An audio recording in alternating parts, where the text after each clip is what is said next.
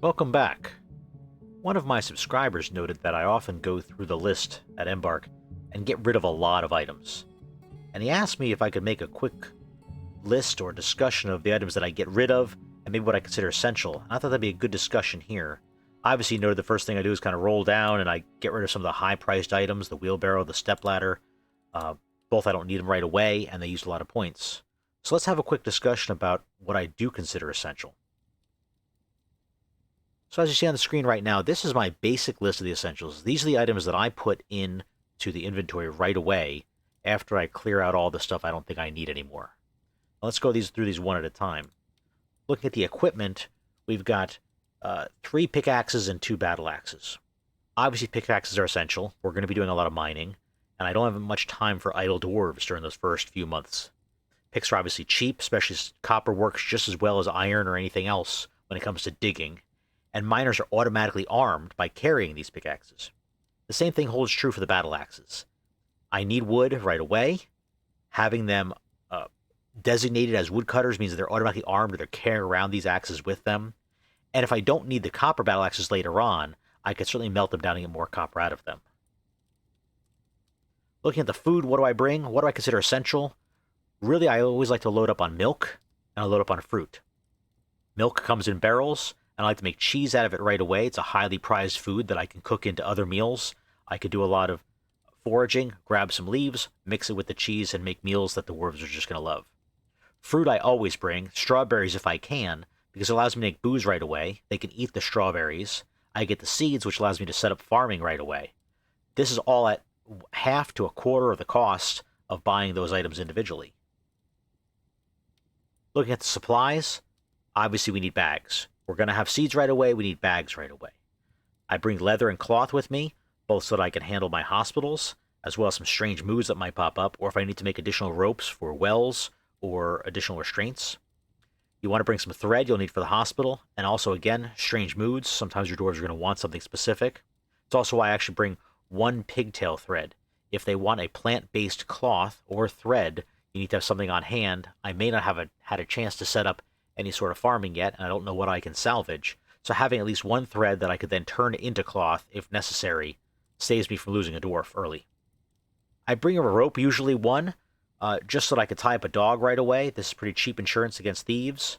And finally, you got to bring an anvil, if you can, because you can't make your initial anvil. You need an anvil to make more anvils. I'll set an iron anvil in the inventory if they have it.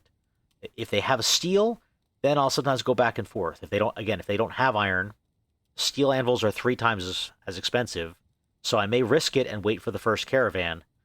With the current version of Dwarf Fortress, you're less likely to get that anvil, though, so it's a bit riskier than it used to be.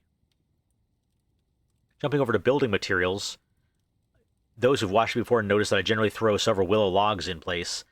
Often there'll be trees around, but I don't want to have to wait for my woodcutter to get around to getting to those trees. I want to start making beds right away to set up a very makeshift temporary dorm for when my dwarves who are mining out get tired and want to go lay down.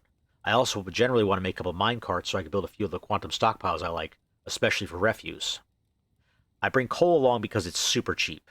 When you consider how important it is, bringing some bituminous coal with you is just a cheap way to go. So I'll throw 10 in there, and that can handle all of my weapon needs, at least for the first half year, maybe longer depending on how long it takes me to find some magma. Ore is also pretty cheap at Embark, and so bringing along some copper and some iron ore will help you a lot. You can make additional tools if needed, if you need to get some additional copper warhammers for some defense. You can get additional picks and axes. Iron is great for starter weapons if you want better battle axes or spears. And also if you need some magma-safe trap components or want to make some minecarts out of that iron so that you can haul the magma from the lower levels back up to the top. And finally, something I've started doing a lot is bringing magma-safe stone with me. I've been bringing gabbro as first thing I just search for because I know it and it's generally available to everybody. But magma-safe stone is pretty useful for you to build blocks out of right away if you want to build some defenses, if you need to build some additional bridges that need to survive some of the traps you're making. It also gives your furniture maker something to work with right away. Miscellaneous, I have 2 items. I list them as essential. They're not really essential for your base necessarily, but they're just so cheap to bring and they save you so many jobs. and workshops. Lye is kind of a pain in the butt to make, and it's one of the things that stops people from making soap much earlier. But if you have 5 lye on hand, the first time you slaughter one of your animals, certainly ones that haul the cart, you can do that, get their fat, render it, and make soap right away. Your hospital is really set up for better use. Finally, it's worth throwing 1 coke in the bin. You have that bituminous coal, you want to process it. If you want to save yourself the time of building up a wood furnace and getting your first piece of charcoal, this lets you begin the process right away just at the smelter.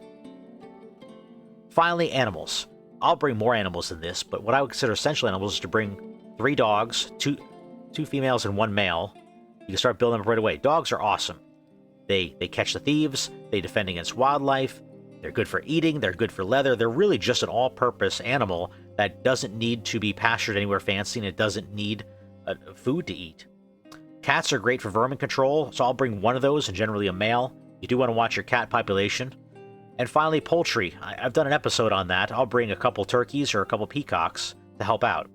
So why don't we go ahead and modify this and see what it looks like after I've built this list. And there we are. We've gone ahead and modified our list. We have our leather, our cloth, some logs, our anvil, a couple axes and picks, a whole collection of milk, as well as the lye, which falls under extracts.